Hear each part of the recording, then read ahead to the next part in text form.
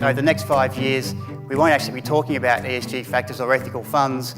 It'll just be a normal part of our investing process. And as I'll talk to you about today, it actually goes hand in hand with our intelligent investor investment process anyway. If you're not thinking about this stuff, you're really putting your portfolio and your retirement at risk. And there was a great example late last week. I mean, this stuff is just snowballing. There's barely a day that goes by where we don't see a big announcement on these risk factors. Imagine you were the CEO of Woodside Petroleum. Last Friday morning you got up, you thought, great, it's Friday, I'm going to come into work, I'm going to get my days done, and I'm going to have a great weekend in Perth, the weather's nice.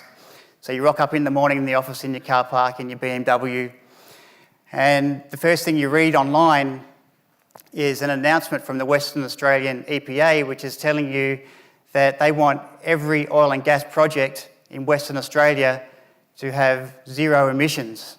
So if you're the CEO of Woodside, remember you've got tens of billions of dollars at stake in massive projects, and your bonuses and remuneration is tied to this. And now, at the absolute least, if the company was to comply with this essentially zero pollution, if you like, it would increase the cost and reduce the returns of the projects and your bonuses. At worst, it might actually eliminate the need to do the projects because they might not be viable anymore. And so you go to sleep, and what's the first thing that you read in the financial press on Saturday morning is the Norwegian Sovereign Wealth Fund, which made all its money out of the oil reserves in Norway, has said that it's drastically cutting its exposure to fossil fuels. And so it caused about a 3 or 4% decline in share prices of oil and gas stocks across the globe. So then you had to sit there all weekend waiting for your share price to open up on Monday morning, and it went down 4%. So the point I want to make to you today is I hope to convince you to invest in our fund, but even if you don't want to, you need to be thinking about these ESG factors because they are very real, they're snowballing, and this is not a fad. There are increasing risks coming from ESG concerns, and this is what I want to talk about. Even if you don't want to invest in our fund, you need to be taking this stuff seriously because this stuff is snowballing and it's becoming more important every day. We've seen the Hayne inquiry. So if you're a company or working in an industry that's not ticking off on these ESG criteria, then the government is coming for you.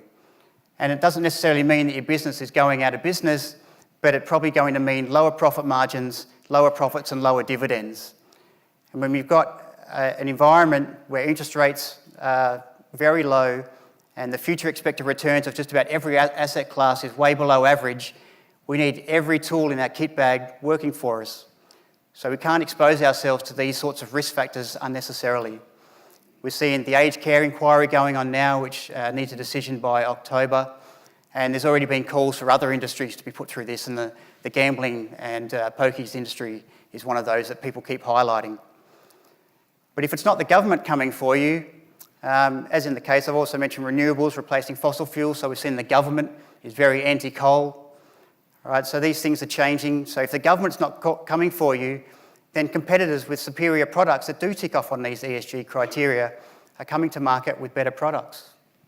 So I just want to talk about Coca-Cola for a moment, because if you followed Warren Buffett at all, you'll know he really became famous with his investment in Coca-Cola at the end of 1980s, and I think it was probably his best listed stock market investment. He made an absolute squillion out of it. And he always talked about Coca-Cola as being the greatest quality business, because every year they could put up the price of a can of Coke by 1 or 2 or 3 cents, and it wouldn't matter to any of us. We'd continue to buy our can of Coke. It made no difference to us. And to him, that was an example of pricing power. Okay, and that's really what distinguishes the good businesses from the rest. But what's happened over the last 3 or 4 years is that revenue from selling Coke has started falling along with all other types of soda, Fanta and the rest, because we're starting to think healthier, and we know the damage that a lot of the sugar intake can do.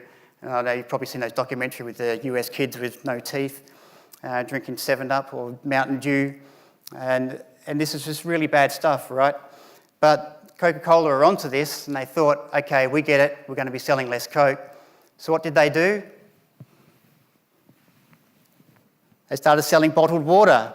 So it was a stroke of genius, all right? And that's continued the growth going for the business, and it's been a great management decision. But what's the problem with this now? Can't get a noise going. But it's the plastic bottles, All right, the plastic bottles are now a terrible environmental consequence that we don't want. So now the company, again, the governments are coming for companies like Coca-Cola by reducing their profit margins with things like sugar taxes and other recycling taxes. Okay, so these once great businesses are now sunset businesses rather than the sunshine businesses we want to be in, like the CSLs and the ResMed that are going to be good businesses for years to come. So this slide is really just telling you that ESG is becoming the norm. I think when we come back in 5 years' time, we won't really be talking about ESG factors on their own. They'll just be a normal part of the investment analytical process. And ESG is really coming into its own at the moment because we've got changing societal attitudes, there's increasing pressure on governance, reducing risk is just good business, and Woolworths, for example, is looking at selling its pubs business because it's got the exposure to pokies. So you can see CEOs are taking this stuff very seriously. And I guarantee you things will change when their own remuneration incorporates some of these factors. And at the best companies, they already are.